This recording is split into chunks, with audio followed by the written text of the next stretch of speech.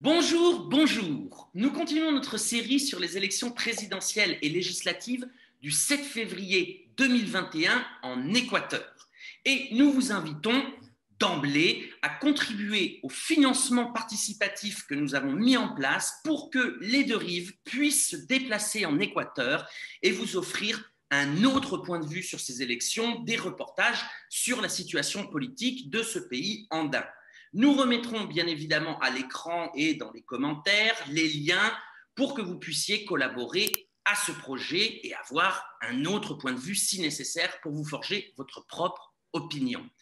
Et justement, à propos d'un autre son de cloche, nous sommes en ce moment avec Esther Cuesta. Alors, Esther Cuesta est députée de la République d'Équateur pour les Équatoriens de l'étranger. On en reparlera. Et dans la circonscription qui réunit l'Europe, l'Asie et l'Océanie.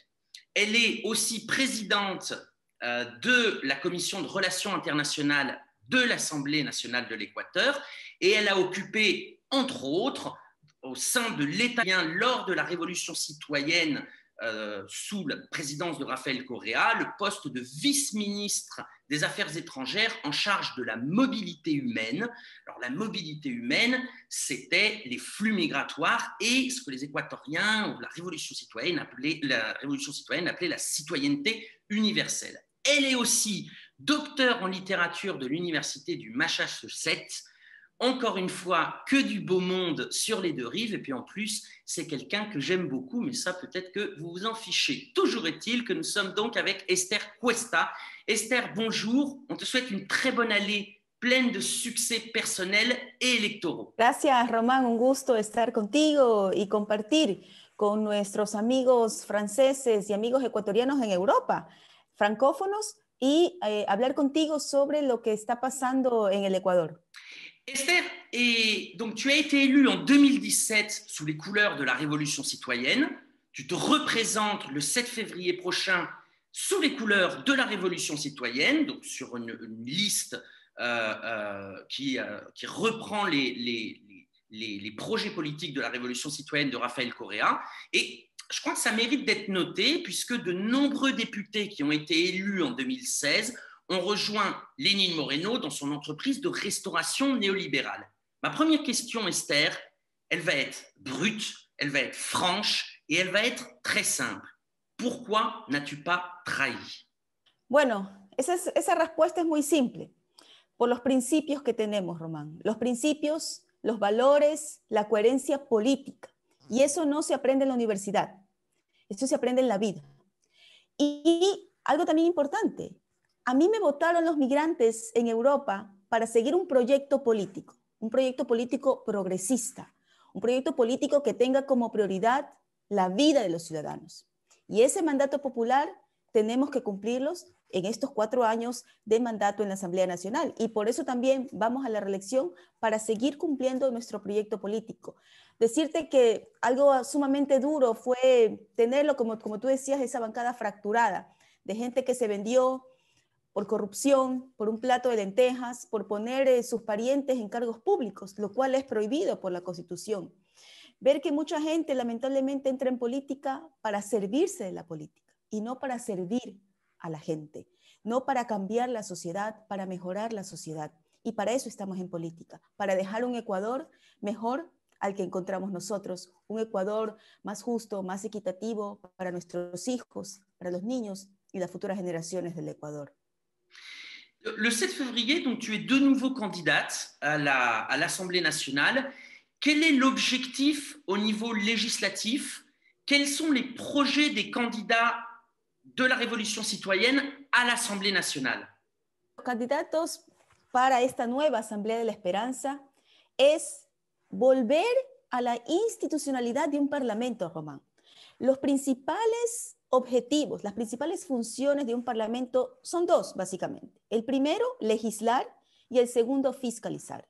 Lo menos que ha hecho esta asamblea en estos 4 años, esta asamblea del reparto, de la corrupción, de los intereses personales por encima del interés público, se han dedicado a todo menos a legislar para la gente. Lo que queremos hacer en esta nueva asamblea que iniciará en mayo del 2021 es poder hacer leyes en favor de la vida de los ciudadanos, que podamos reactivar la economía, que podamos recuperar el empleo, la dignidad, la esperanza, el futuro, la salud, la educación a todos los niveles, tanto desde los niños hasta la educación superior, que volvamos a tener becas, y para eso requerimos una mayoría en la Asamblea, que tengamos principios. Tenemos que reformar, derogar algunas leyes que se han aprobado en estos 4 años de desgobierno y de Asamblea del Reparto. Por ejemplo, la mal llamada Ley de Apoyo Humanitario, que lo que ha hecho es legitimar, legalizar los despidos masivos, tanto del sector público como del sector privado, que ha permitido que las personas tengan unas liquidaciones totalmente vulnerando sus derechos, totalmente abusivas. Necesitamos derogar esa ley y crear nuevas leyes que, de nuevo, vayan en beneficio de la vida de la gente y no sean leyes de la muerte, del despido, del dolor, de la migración. Eh bien, justement, c'est très bien, ça me fait une très très bonne transition parce que tu parles donc de migration et l'Équateur, vous ne le savez peut-être pas, mais l'Équateur a connu une vague très très importante de migration à la fin des années 90 et au début des années 2000. Alors, je ne vais pas m'aventurer trop sur ce thème-là puisqu'Esther a fait sa thèse de doctorat sur la diaspora équatorienne en Équateur. Il n'empêche que 15% des habitants du pays ont dû fuir les conséquences des mesures néolibérales qui avaient alors lieu en Équateur. Je souligne ça parce que les médias ont tendance à jamais s'attarder sur ce type de migration qui aujourd'hui, que l'on peut voir aujourd'hui par exemple au Honduras, au Guatemala, qu'on a vu en Équateur par le passé et dans d'autres pays d'Amérique latine, mais ont plutôt tendance à s'occuper des flux migratoires de pays qui souffrent des attaques militaires ou économiques, comme c'est le cas de la Syrie ou du Venezuela, par exemple. Il y a donc de très nombreux Équatoriens en Europe. Quelles sont leurs attentes et leurs demandes pour cette élection? Hay varias, y nosotros tenemos la experiencia tanto desde el Estado, desde el gobierno, como desde la Asamblea Nacional, y sabemos cómo hacerlo. Eso no tienen los demás candidatos. Una de las prioridades que tenemos es mejorar los servicios consulares. Román, en estos 4 años de desgobierno, los ecuatorianos en el exterior, nosotros los migrantes, hemos estado abandonados de unos consulados, de unas embajadas, que lo que han sido es mandar de vacaciones a los amigos y parientes del presidente Moreno, gente sin ningún conocimiento de lo que significa la movilidad humana y sobre todo sin ninguna humanidad. Otra de las demandas que tiene nuestra comunidad es tener la exención de la visa Schengen. Como tú sabes, para que un ecuatoriano con pasaporte ordinario pueda venir a Europa, necesita obtener esta visa Schengen, lo cual es un obstáculo burocrático que impide que un familiar, por ejemplo, pueda venir en un momento de emergencia, que grupos artísticos, culturales puedan participar en festivales en Europa sin tantas trabas y tantos trámites, que pueda también un empresario, un exportador viajar a Europa sin tanto trámite. Una de las propuestas que tenemos es poder también mejorar el servicio, la atención de ecuatorianos que retornan al Ecuador. Como tú sabes, durante el gobierno de la Revolución Ciudadana, los ecuatorianos, muchos de nosotros retornamos, porque habían las condiciones del país donde podamos crear nuestros emprendimientos, conseguir empleo, crear trabajo en el Ecuador. Todo esto, obviamente, el gobierno de Moreno lo que ha hecho es desbaratado, tratar de destruir por odio, por persecución política. No les ha importado el país, no les ha importado los ecuatorianos. Oui, à t'entendre, vraiment, on a vraiment conscience de la désinstitutionnalisation qui s'est opérée sous le gouvernement de Lénine Moreno. Et c'est terrible parce que ça a été vraiment ça, un des vrais succès de la révolution citoyenne sous Rafael Correa, c'est-à-dire le renforcement de l'institutionnalisation de l'Équateur, le renforcement du rôle de l'État. Esther, je voulais te poser une question. Tu as parlé plusieurs fois de Asamblea de Reparto. Alors, je vais faire un petit peu le feignant parce que c'est assez difficile à traduire finalement. Moi, je le comprends, mais ce n'est pas si simple pour ceux qui nous écoutent. Qu'est-ce que tu entends par Asamblea de Reparto quand tu définis l'Assemblée nationale le mandat des députés qui vient donc, enfin, qui va s'achever le 7 février prochain. Nosotros fuimos elegidos hace 4 años 74 asambleístas de Alianza País. Todos éramos coidearios del presidente Rafael Correa. En principio, ¿pero qué pasó? Una vez que Moreno evidenció su traición, no a Rafael Correa, la traición al pueblo ecuatoriano, porque la gente votó por un proyecto político, por un plan de gobierno, y lo que él hizo es traicionar al pueblo ecuatoriano. ¿Y qué es lo que hizo? No siguió el plan de gobierno por el cual fue elegido, por el cual votaron los ecuatorianos, más de la mitad de ecuatorianos. Lo que hizo es seguir el plan de gobierno del candidato perdedor, el banquero, que lo que es una agenda neoliberal que sigue simplemente los poderes fácticos, el gran capital financiero internacional, y no atiende las necesidades del pueblo ecuatoriano. Entonces, ¿qué pasó? Una vez que estos 74 asambleístas fuimos elegidos, se vendió, nos traicionó este señor Moreno, hubo cerca de 40 asambleístas que se fueron con Moreno, pero con una condición, de que tenían que tener algo del pastel. Como tú repartes un pastel, entonces, este hospital de la provincia de Manabí te doy a ti, este hospital de la provincia del Chimborazo te doy a ti, esta agencia de tránsito te doy a ti. Entonces, ¿qué significa esto? Que hay una repartición de las instituciones públicas del Ecuador para comprar a los asambleístas. ¿Y qué significa esto? Que el voto tiene un precio, que los asambleístas se venden su voto en la Asamblea Nacional por cuánto van a ganar en coimas, en corrupción, en las instituciones públicas. Esto está prohibido en la Constitución de la República, y lo que menos ha hecho este gobierno es cumplir la Constitución y las leyes. ¿Y qué es lo que no solamente los candidatos de Alianza País, que se sacaron la máscara, se sacaron la careta y mostraron su verdadera cara, que entraban en política por oportunismo, por intereses personales, para poner sus parientes en cargos públicos en los diferentes ministerios del país, pero también otros partidos políticos, como los asambleístas de Creo, que son del banquero Lazo, y otros asambleístas también, como de Pachacuti, que han sido parte de este reparto. Entonces, lo que la Asamblea ha hecho es bloquear, por ejemplo, los juicios políticos que ha presentado la bancada de la Revolución Ciudadana. Esto es la Asamblea del reparto a la cual me refiero. Y además, aparte de eso, hay asambleístas involucrados en varios casos de corrupción. Te menciono solamente uno de ellos.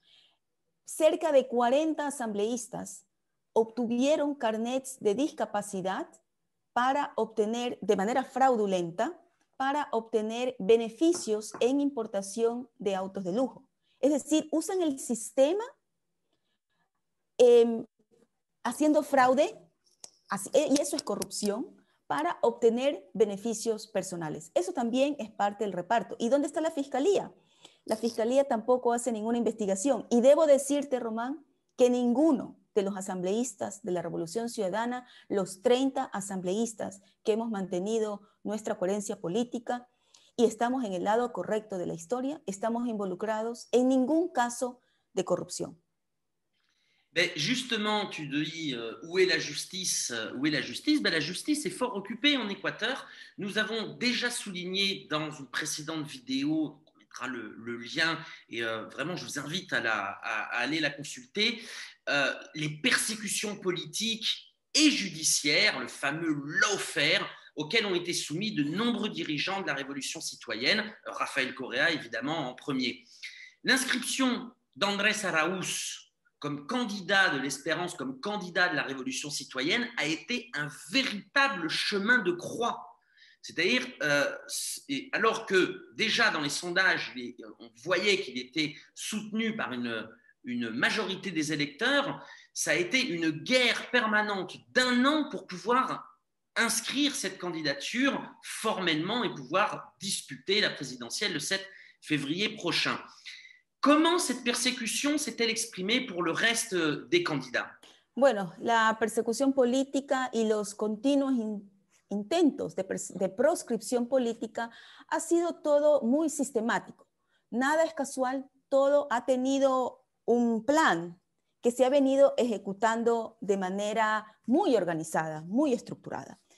Como tú mencionabas, la candidatura de Andrés Arauz ha sido pues una preocupación enorme para nosotros no tener en firme la calificación de inscripción a nuestro binomio. Y realmente debo decirte que nosotros hemos tenido problemas también en las inscripciones de nuestros compañeros asambleístas, como tuvimos en la provincia de Esmeraldas, como tuvimos en la provincia de Galápagos. Continuamos teniendo estas dificultades, como ustedes sabrán, ahora el CNE inventó que el presidente Correa no puede aparecer, su imagen no puede aparecer en la publicidad de la Unión por la Esperanza en Pichincha. Pero claro, ¿por qué lo hacen? Porque temen que la gente pueda identificar que Rafael Correa es ahora lista 1. Eso, digamos, es inevitable porque la gente tiene claro, hay memoria histórica de los ecuatorianos y sabemos cómo estábamos mejor, que estábamos mejor con Rafael Correa, y lo que tienen miedo es que sigamos avanzando en las encuestas. Román, debo decirte que en el Ecuador, al momento, todas las encuestas dan como principal intención de voto a nuestro compañero Andrés Arauz como presidente y a nuestro compañero Carlos Rabascal como vicepresidente. Esas encuestas siguen subiendo cada día. Y lo que la institucionalidad, y yo ya no le llamo lawfare, yo ahora le llamo institutional warfare, porque ya no es solamente lawfare que te difaman por medio de los medios de comunicación, y los medios de comunicación te dan una sentencia antes que los tribunales. Lo que hay es una guerra institucional.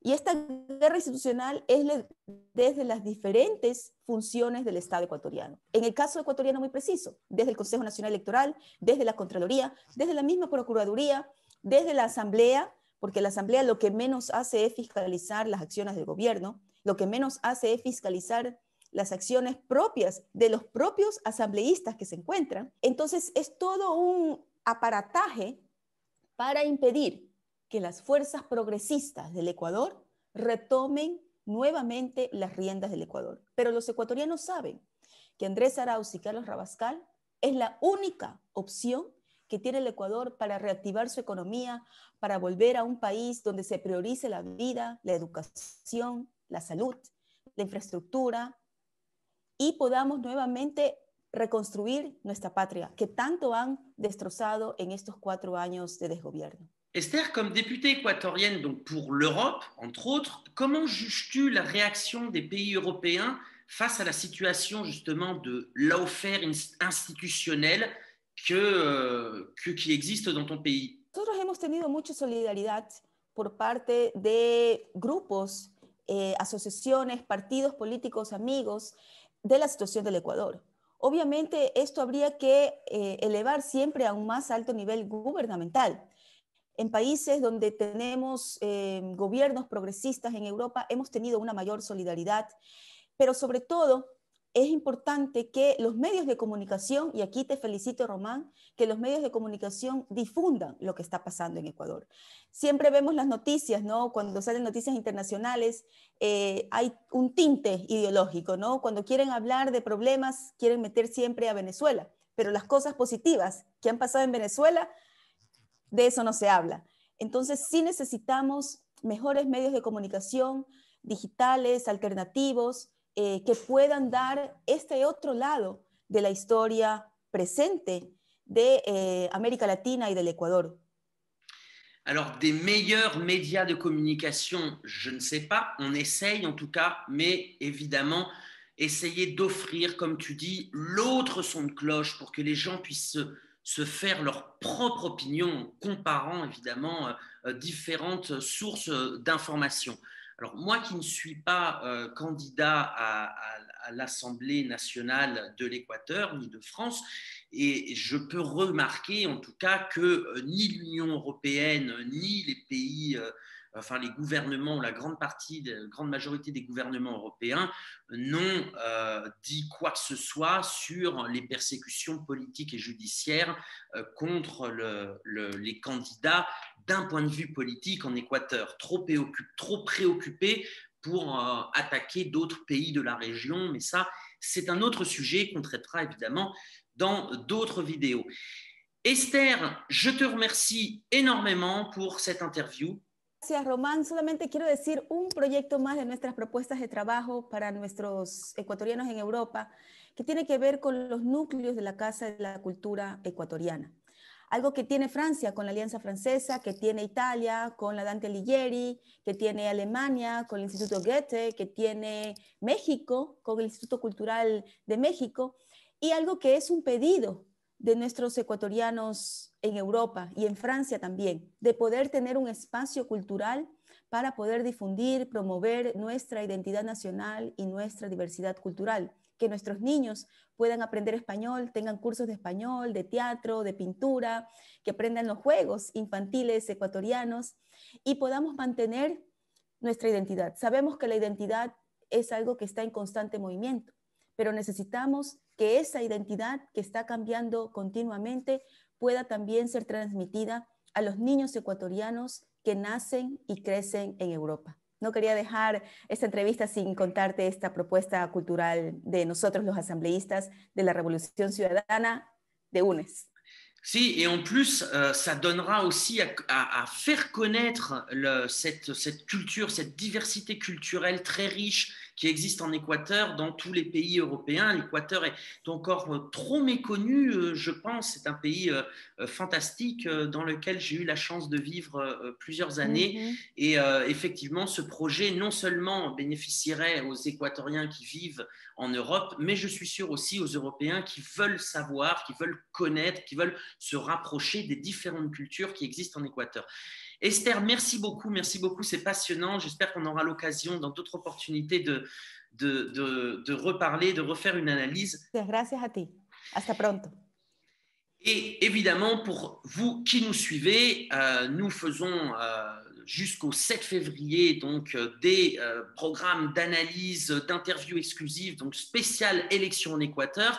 Nous remettrons en lien la cagnotte, le projet de financement participatif pour que vous puissiez collaborer au projet des deux rives, d'être aux côtés du peuple équatorien dans cette page historique qui va se jouer le 7 février 2021 prochain. Merci beaucoup, muchas gracias et à bientôt.